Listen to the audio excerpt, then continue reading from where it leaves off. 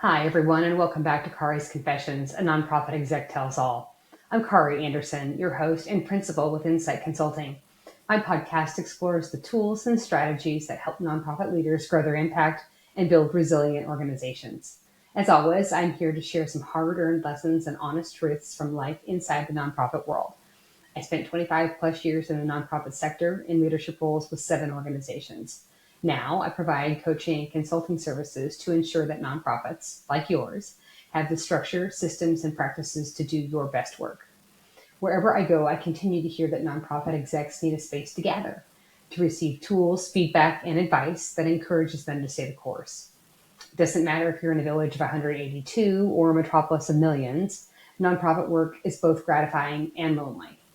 I'm here to make sure that you have a chance to breathe, laugh, smirk, and get excited again about the important work that you do. So I'm so glad you're here today because we're talking about something that almost every nonprofit leader feels, but very few people say out loud. Chaos. Not the dramatic kind. Not necessarily scandals or crises. I'm talking about the quieter kind of chaos. The kind where your organization is technically functioning, but everyone is exhausted. Where your team is working incredibly hard, but it still feels like you're always reacting. Where your board cares deeply, but meetings go in circles. Where fundraising feels like an emergency every 3 months. And where one staff member leaving would create absolute panic. If that feels familiar, I need you to hear this clearly right at the beginning. That chaos doesn't mean that you're failing. It usually means your organization has outgrown its infrastructure. And today we're going to talk about how nonprofits move from chaos to capacity. Not through perfection, not through hustle, not through another color-coded spreadsheet, though I have them, but through better systems, clear leadership, healthier accountability, and infrastructure that actually supports the mission. And I want this conversation to feel real because I've worked with nonprofits long enough to know that most organizations are trying to do extraordinary work while carrying impossible expectations. They're underfunded, understaffed, emotionally overloaded, and still showing up every day to serve communities that desperately need them. So this episode isn't about judgment. It's about relief. It's about helping you see that some of what feels personal is actually structural. And once you understand that, you can start fixing it. So I want to address the myth that nonprofits are supposed to be chaotic. I think that one of the most damaging beliefs in the nonprofit world is this quiet assumption that disorganization is just part of the deal. That if you care enough about mission, you're supposed to sacrifice stability. You're supposed to work late. You're supposed to juggle 10 jobs. You're supposed to survive on adrenaline and passion. And somewhere along the way, a lot of leaders start wearing exhaustion like a badge of honor. I know I did for 15 plus years. I remember working with an executive director several years ago in a coaching capacity. Brilliant woman, deeply committed. Her organization was doing life-changing work in their community. But every conversation sounded like this. We're just slammed. We're doing our best. We don't have time. We'll deal with it later. And one afternoon, she looked at me and said, I think this is just what nonprofits are like. And honestly, that broke my heart a little because being mission-driven doesn't require being dysfunctional. Nonprofit is a tax status. It's not a business model. Healthy nonprofits still need clear strategy, reliable revenue systems, strong leadership, accountability, financial planning, role clarity, and decision-making structures. Without those things, organizations become personality-driven. This might be your organization. It might be a peer's organization. And personality-driven organizations eventually crack under pressure. Because if everything depends on one heroic executive director or program manager, or one organized ops person, or one magical unicorn fundraiser, then the organization is fragile, not sustainable. And here's what I've noticed. A lot of nonprofit leaders don't even realize how much energy they are losing to structural confusion. They think they're tired because the mission is hard. And it might be. But often they're tired because nobody knows who owns what decisions. Meetings don't have clear outcomes. Fundraising is reactive. Communication is inconsistent. Systems live inside people's heads instead of in documents. Conflict gets avoided until it explodes. That's not mission strain. That's infrastructure strain. And there's a difference. So I'd like to talk about what infrastructure actually means. When people hear the word infrastructure, they often picture technology. Maybe databases, maybe policies, maybe software. But nonprofit infrastructure is much bigger than that. Infrastructure is the internal engine that allows your mission to function consistently, especially during stress, especially during growth, especially when someone leaves. I sometimes explain it this way. Infrastructure is what keeps the organization steady when emotions are high and capacity is low. And strong infrastructure usually includes a few key things: governance, leadership systems, people operations, fundraising systems, financial management, operational rhythms. And when those pieces are working together, organizations feel different. Not perfect, but steadier. I worked with a nonprofit once where the staff kept describing themselves as constantly underwater. Sound familiar? Everyone was overwhelmed. People were frustrated. There was tension between the board and the staff. And at first glance, it looked like a staffing issue. When we started digging deeper, we realized something important. They actually didn't have a staffing problem. They had a decision-making problem. Every single operational decision had to move through multiple people. Nothing was documented. Nobody was sure who had authority. Meetings were long but unproductive. The organization was burning massive amounts of emotional energy because clarity was missing. And once they rebuilt the decision structure, literally just clarifying roles and authority, the entire emotional temperature changed. Not overnight, but noticeably. People could breathe again. And that's what good infrastructure does. It reduces unnecessary friction. So, in case you have forgotten, right, the real driver of success at your organization are people. And so here's something I believe deeply.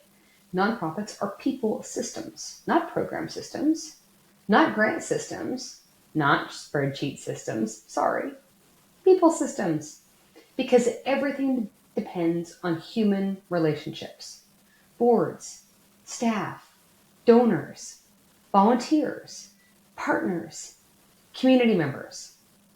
And that means your infrastructure has to support healthy human dynamics. Things like trust, clarity, accountability, communication, psychological safety, follow through. And this is why so many surface level fixes don't work. You can buy a new donor database, but if nobody owns donor stewardship, fundraising will still struggle. You can rewrite bylaws, but if the board avoids hard conversations, governance will still struggle. You can create a strategic plan, but if leadership cannot prioritize or say no, execution will still struggle. Infrastructure is both systems and relationships. You need both. I once facilitated a retreat where the board and staff had spent nearly 2 years quietly frustrated with each other. The board felt staff lacked transparency. The staff felt the board micromanaged everything. And both sides were absolutely convinced the other side was the problem. But after a day of facilitated conversation, we uncovered something fascinating. Neither group had actually clarified expectations. The board didn't know what information they truly needed. The staff didn't know what level of authority they actually had. So everyone filled in the gaps emotionally. And humans are very, very good at storytelling when clarity is absent. Eventually, one board member said, "Oh my gosh, we have been reacting to assumptions for 2 years." Exactly. And that's why infrastructure matters. Because clear systems reduce emotional guesswork. So in order for us to kind of get over the hump of this chaos at your organization, I first want you to name the chaos without blame. If your organization feels overwhelmed right now, the first step is not fixing. Noted fixer here, right? The first step is diagnosis. And I want to emphasize something here. Diagnosis without blame. Because once people feel blamed, they become defensive. This might be you. And defensive organizations cannot learn. So instead of asking, who caused this? Ask, what patterns are creating friction? Some of my favorite diagnostic questions are, where do we repeatedly drop the ball? What decisions take too long? What conversations are we avoiding? Who holds too much institutional knowledge? What keeps fundraising inconsistent? What do staff wish the board understood? What does the board wish staff communicated more clearly? Those questions surface truth very quickly. And yes, sometimes they surface tension too. That's normal. Because underneath organizational chaos, there's usually accumulated frustration. People feel unheard. People feel overextended. People feel confused. And often nobody has slowed down long enough to actually address that underlying structure. I remember a leadership team once where everyone kept saying, we just need better communication. But after deeper conversation, what they actually needed was decision clarity. They didn't have a communication problem. They had a lack of authority problem. People were constantly waiting for approval. So once we clarified who could make which decisions independently, communication suddenly improved. Not because anyone had become a better communicator overnight, oh no, but because the structure became clear. That's why naming the real issue matters. So I'm a believer that role clarity changes everything. If I had to pick one issue that creates the most nonprofit dysfunction, it would probably be role confusion, especially between boards and staff, and especially if we haven't defined where we are in the life cycle of our business. So this is incredibly common. Boards start drifting into operations because they don't feel informed. Staff start making governance decisions because they're trying to move quickly. Executive directors become the default problem solver for literally everything, and eventually everyone feels frustrated. I worked with an executive director who once told me, I feel like I'm simultaneously the CEO, the HR department, fundraiser, therapist, event planner, and the emergency contact for the entire organization. And honestly, she wasn't lying. That's how many nonprofit leaders operate. But that's not sustainable leadership. That is survival mode. Healthy organizations clarify roles intentionally. What is the board responsible for? What belongs to staff? What authority does the executive director actually hold? What decisions require approval? What decisions require input? What decisions can simply move forward already? And this matters because unclear roles create emotional exhaustion. When nobody knows what the lanes are, everyone starts second guessing each other. One of the simplest but most powerful exercises I do with organizations is mapping decision ownership. Not glamorous, not complicated, but transformational. Because once people understand, this is mine, this is yours, this is collaborative, the organization immediately becomes more functional. Meetings get shorter, conflict decreases, momentum increases, clarity creates capacity. So it's really important when we're trying to kind of work through chaos and actually identify what's the thing, that we embrace something that has to do with accountability without punishment. So let's talk about accountability. Lots of nonprofits either avoid accountability completely or they approach it in ways that feel harsh and demoralizing. But healthy accountability is not punishment, not at all. It's clarity plus follow through. That's it. The healthiest organizations I work with do not rely on fear. They rely on agreements, clear expectations, clear timelines, clear ownership, regular check-ins, and they normalize course correction. Instead of waiting until frustration explodes, right? Instead of waiting until frustration explodes. I owe like probably 5 apologies to organizations I've worked for as a staff member, right? Because of this little thing. I once worked with a team where everyone privately complained that things never got done. But once we examined their systems, we discovered something important. Nobody was actually tracking commitments. Ideas were discussed, conversations happened, but nobody left meetings with clear owners, deadlines, accountability check-ins, and so naturally, things fell through the cracks. Not because people didn't care, because the infrastructure didn't support follow-through. One simple shift changed everything for this organization. At the end of every meeting, they started reviewing who owns what. What's the deadline? When do we check progress? Simple, but powerful. And here's another truth. Organizations that avoid hard conversations stay stuck. If resentment is building quietly underneath the surface, infrastructure work will stall every single time. Because unresolved tension leaks into everything. Fundraising, decision-making, communication, retention, culture.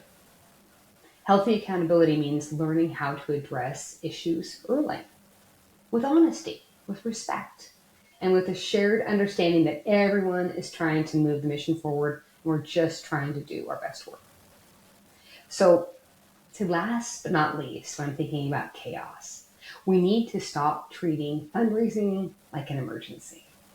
So, I want to talk honestly about fundraising for just a couple minutes, because so many organizations are operating in emergency fundraising cycles. Panic, appeal, temporary relief, repeat. And when that happens year after year, fundraising becomes emotionally exhausting. But sustainable fundraising is not built on panic. It's built on systems, consistent systems. I remember meeting with a nonprofit board where everyone said, we need more donors. But when I asked what their donor stewardship process looked like, the room got quiet because there wasn't one. Donors received a thank you letter and then crickets. No updates, no relationship building, no consistent communication. The organization wasn't struggling because people didn't believe the mission. It was struggling because relationship systems didn't exist. And fundraising is fundamentally relational. Strong fundraising infrastructure includes communication calendars, donor stewardship rhythms, clear segmentation, major donor relationship plans, realistic grant pipelines, event strategies that actually support revenue goals, not random activity, intentional systems. And one of the biggest mindset shifts nonprofits need is this. Fundraising is not a department. It's not a leadership function. Right? Fundraising is not a department. It's a leadership function. Like this is across your entire organization, board, all staff, right? Boards matter. Executive directors matter. Storytelling matters. Relationships matter, right? Fundraising is not a department. It is a leadership function. The organizations that raise money consistently are usually the organizations that communicate consistently. Not perfectly, consistently. So let's make strategy real, right? I have seen so many beautiful strategic plans sitting on shelves, gorgeous documents, great language, bold vision, and absolutely no operational connection. A strategic plan is not success. Execution is success, and strategy becomes real when priorities are limited, ownership is assigned, timelines are clear, budgets align with goals, progress gets reviewed regularly. This issue. One organization I worked with had 27 strategic priorities. 27, which means they effectively had none. Because when everything matters equally, people cannot focus. And lack of focus creates organizational fatigue. So we narrowed it. Not because the other goals weren't important, because capacity is real. And one of the kindest things leadership can do is acknowledge reality. You cannot sustainably execute 27 priorities with a small nonprofit team. You just can't. And here's another piece. If your organization is heavily dependent on one person's knowledge, relationships, or leadership, succession planning matters. Not someday, now. Because stable organizations document, cross-train, and simplify. They reduce fragility, and that creates resilience. So, if you're starting to panic and feel chaotic about this and wondering if you got to do this alone, you do not, right? I think nonprofit leaders often carry an enormous amount of pressure to solve everything internally. But sometimes the fastest path to stability is bringing in the right outside support. Not random support, strategic support. Sometimes you need fundraising expertise, grant systems, operational cleanup, board facilitation, communication support, event coordination, leadership coaching, infrastructure consulting. And the key is coordination, because disconnected help actually can create more overwhelm. You need a roadmap. I've seen organizations completely transform where they had finally had someone to step back and help them look at the full ecosystem, not just isolated symptoms. Someone who could say, here's the real bottleneck. Here's what's draining capacity. Here's the sequence of changes that will actually help you. And honestly, sometimes the greatest value an outside facilitator brings is neutrality. The ability to surface truth without triggering defensiveness. That matters, especially in emotionally invested organizations. So if your nonprofit feels chaotic right now, I want to leave you with this. Chaos is not proof that your mission matters more, and exhaustion is not a leadership strategy. Often, chaos simply means your organization has outgrown the systems holding it together. And that is fixable. You don't need perfection. You need clarity. You need structure. You need healthier systems.